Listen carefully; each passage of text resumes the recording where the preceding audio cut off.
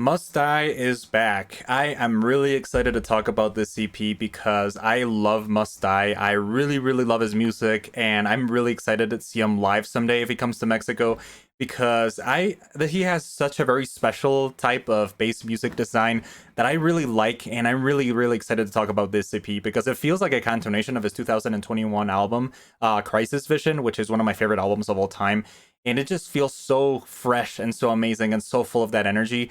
I love every single one of his releases, and I kind of expected more of his last album, Feral Fantasy, but this one really, really kicks off that original stuff that I enjoyed and that I've loved over his recent remixes, his recent collaborations. But this one really is full of that classic Must Die energy, especially from his older eras like 2018, 2019, that I especially love too. And that is a feeling that is carried over every single song. So what I'm going to do today is I'm going to go over each one, starting with the singles, the three he released in preparation for the EP, and then I'm going to review the whole of Vampire Weapon Crimson. And I just loved every single one. But without further ado, let's go over with the singles, starting with Dallas. Let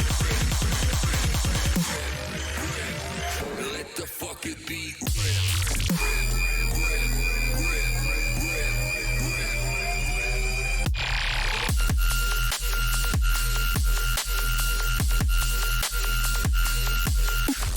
So on the road to Vampire Weapon, we first were treated to Dallas. So I have to say that Dallas was a very strong start to the EP. It is just an amazing song, and it was actually my favorite originally until it got surpassed by one of the ones that was released in the full EP.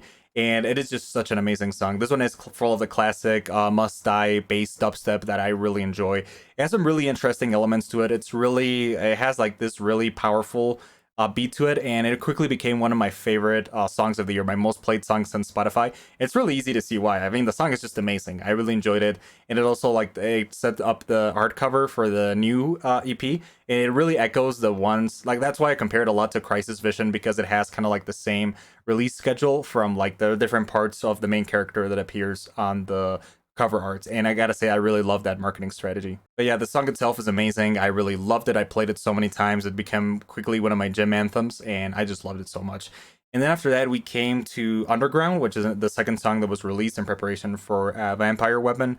And I gotta say, this one I didn't like originally that much, but it really quickly grew on me after a couple of listens. After playing it over and over, I really enjoyed it. I especially loved like the lyrics at the beginning and the drops. I really love like the hard dance drops that it has throughout the song. It is just a very amazing song, and I liked it too. Like, it's not as great as some of the other ones in the EP, but I really liked Underground, and it quickly grew on me after a couple of listens. Then the third single from Vampire Weapon Crimson was Eternally, and this one was a really amazing song. It is very, very different from a lot of the stuff that Must Die has released, and it has some really interesting vocals. It reminds me of kind of like Sick Brain's vocals and a couple of recent songs, her collaborations with Queso, with Skrillex, and so I don't know if it's like a sample from her or somebody else singing in the song, but it's just really amazing. I really love like the jarring, like scarring screams in the song. It really adds a very amazing layer to it. Makes it feel almost like a metal song, but instead of guitars and drums, it has like some really heavy bass going on throughout the end. And the drop is also magnificent. It's just a really hardcore song that I really made my skin crawl in all the best ways, and it really grew on me too. It's one of those songs that I listened to the beginning. I thought, wow, this one was really new, and then over time, it just became one of my favorites in the EP, and also one of my favorite Must Die songs. So now that we've taken a look at the three singles, it's time to go over the whole EP and then give my opinions because it has some really great ones that were released here.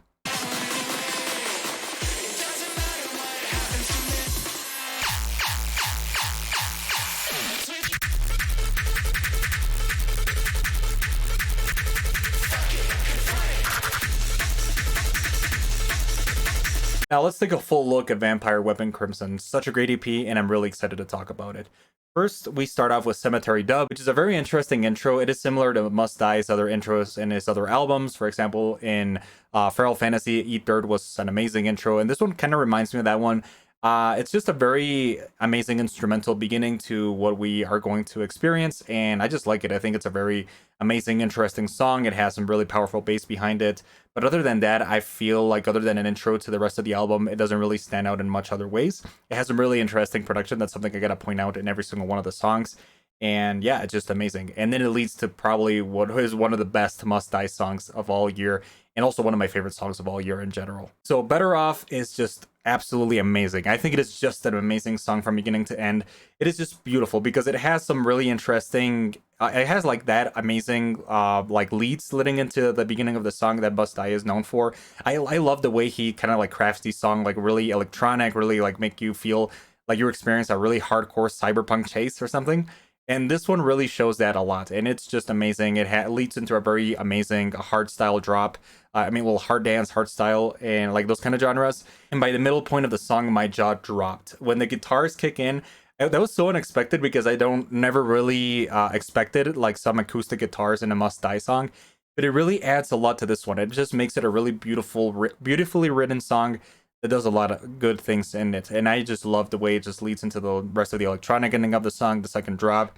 And it's just an overall really well written song. And yeah, like Better Off is just one of the best songs probably Must Die has ever made. And I just really love it. It really, really revived my interest in this amazing artist. So yeah, now that I'm done fanboying over Better Off, we'll continue into Slime with Jakey. And it's really amazing. I gotta point out that Jakey's been in so many collaborations lately, and he's just becoming a really great big artist. Like with the amount of music he's releasing, the amount of amazing connections he's making with other artists, and this is no different. I feel like Slime, that collaboration, which is the only collab in the EP, is just really fun. It's like kind of like continues that really fun streak of Jiki songs that has some interesting production, some interesting drop. Especially like the song he made with Queso, Getaway, and this one is just really fun, and I enjoyed it a lot. So yeah, Jiki, continue making those collabs because it is amazing. I like this one, and yeah, I just really liked it. Then Someone to Trust. I feel like this one also is kind of really good. It has like the amazing production from Must Die. It has some interesting drops, but other than that, it didn't really stand out too much to me. I think I like it more than Cemetery Dub. But at the same time, I feel like it could have done like a lot more interesting things. Maybe after a couple of listens, because the EP just came out, it'll grow up on me. But I just like it didn't really stand up as much as Better Off. I feel like Better Off is still the best song of this album. And then the next three, I feel like Dallas is my second favorite. So the next three just kind of like wrap up the album. I already talked about them, but they're really good songs. And Eternally too. Like I feel like Eternally is a great way to end it and just like set a really interesting precedent for the rest of Must Die's future, with really interesting experimental stuff, like experimenting with other genres such as metal, such as like different vocals.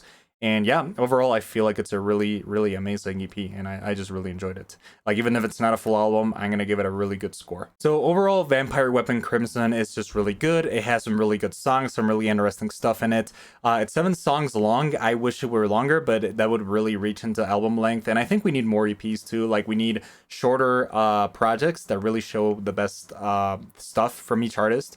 And yeah, I just really enjoyed it. I loved like the new songs. I love the originals that were released like up until the release of the album. And yeah, overall, I think it's a pretty solid work of art. So anyways, I'm gonna give it an 80 out of 100. I liked it a lot, and I hope to see more of Must Die in the future. I hope to see much more music, more collaborations, because I feel like he also does a great job with his collaborations, for example, with Samboy, with other bass artists in the scene, and I would just like to see more of that. So yeah, Must Die, you're an amazing artist, and I just really loved Vampire Weapon Crimson. And I kind of hope it becomes a series like the post-human albums from Bring Me the Horizon, so we get like more Vampire Weapon EPs. That would be a really interesting concept. But anyways, I'm probably just reaching a little bit more into the future. But anyways, those are pretty much all my thoughts on this EP. So if you like this video, go watch my other videos and go listen to Must Die, because I'm going to have this one on repeat the rest of the year. But anyways, those are pretty much everything and for today. So I'll see you guys later and have a great day.